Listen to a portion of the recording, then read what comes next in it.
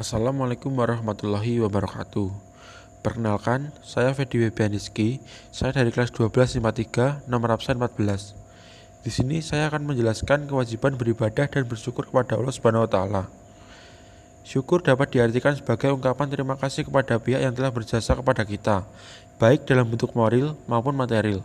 Ibadah adalah proses mendekatkan diri kepada Allah Subhanahu wa taala dengan melakukan segala yang diperintahkan dan meninggalkan segala yang dilarangnya, serta melakukan sesuatu yang diizinkannya. Bersyukur dapat ditujukan kepada Allah Subhanahu wa taala dan kepada manusia. Perwujudan dari syukur kepada manusia adalah dengan cara membalas perbuatan baik dengan yang lebih baik atau ihsan, setidaknya sama baiknya. Walaupun dalam konteks bersyukur kepada orang tua, tidak ada perbuatan yang dapat setimpal dengan kebaikan mereka, apalagi melebihi. Begitupun bersyukur kepada Allah Subhanahu wa taala. Perwujudannya tidak lain adalah dengan beribadah, yaitu melaksanakan perintahnya dan menjauhi larangannya. Meskipun tidak ada amal yang dapat mencukupi untuk sekedar berterima kasih atas segala limpah nikmatnya kepada kita, jika untuk mensyukuri nikmatnya saja tidak cukup, apalagi untuk membeli surganya. Jadi, kalaupun Allah Subhanahu wa taala memberikan kita surga, tentu bukan karena ibadah kita, tetapi karena besarnya kasih sayang atau rahmat dari Allah kepada kita. Ibadah meliputi aspek ritual, seperti sholat dan sejenisnya, dan aspek sosial, yaitu yang mencakup segala aktivitas hidup sehari-hari, dari persoalan yang paling sepele, seperti bersin, sampai yang paling dianggap besar, apapun bentuknya. Dalam ayat ke-14 surat Luqman, Allah Subhanahu wa taala memerintahkan manusia agar berbuat baik kepada kedua orang tua. Kemudian Allah Subhanahu wa taala menyebutkan jasa-jasa sang ibu yang telah mengandungnya dalam keadaan menderita. Setelah lahir pun bukan berarti akhir dari penderitaan seorang ibu, karena ia harus merawat, menyusui, hingga menyapihnya pada saat cukup usia. Bahkan setelah disapih pun, anak-anak masih terus merepotkan orang tua dalam banyak hal, kesehatannya, pendidikannya, hal-hal lain.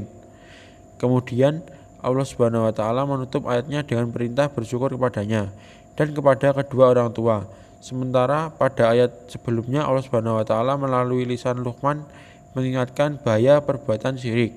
Melarang perbuatan syirik berarti juga melarang menyembah apapun kecuali hanya Allah Subhanahu wa taala. Dari sisi lain, bersyukur meliputi 3 aspek, yaitu hati, lisan, dan perbuatan. Bersyukur dengan hati dilakukan dengan cara mengakui dan menyadari sepenuhnya bahwa segala nikmat yang diperoleh berasal dari Allah Subhanahu wa taala. Bersyukur dengan lisan dilakukan dengan cara mengungkapkan secara lisan rasa syukur itu dengan mengucapkan tahmid, yaitu alhamdulillah. Sedangkan bersyukur dengan perbuatan adalah dengan cara melakukan semua perbuatan yang baik dan diridhoi Allah Subhanahu wa taala, serta bermanfaat baik bagi diri sendiri maupun bagi sesama. Sebagai perwujudan dari rasa syukur tersebut, dengan kata lain, perwujudan nyata dari syukur kepada Allah Subhanahu wa taala adalah dengan melaksanakan segala perintah dan menjauhi segala larangannya. Dan itulah ibadah. Lebih dari itu, bersyukur kepada Allah Subhanahu wa taala adalah nikmat yang diberikannya merupakan kewajiban manusia, di mana manusia yang tidak bersyukur berarti berbuat maksiat atau dosa dan akan mendapat balasan siksa. Selanjutnya yaitu hikmah dan manfaat beribadah dan bersyukur kepada Allah Subhanahu wa taala. Berbuat hikmah dan manfaat yang kita dapatkan dari bersyukur dan ketulusan beribadah, hal di antaranya sebagai berikut. 1. Mendapatkan keberkahan dari setiap rezeki yang kita terima. 2. Menemukan ketenangan batin dan kedamaian hati dalam menjalani semua aktivitas. 3. Terhindar dari siksa api neraka. Sekian penjelasan dari materi beribadah dan bersyukur kepada Allah Subhanahu wa taala.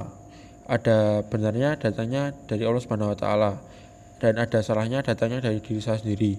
Kurang lebihnya mohon dimaafkan. Wassalamualaikum warahmatullahi wabarakatuh.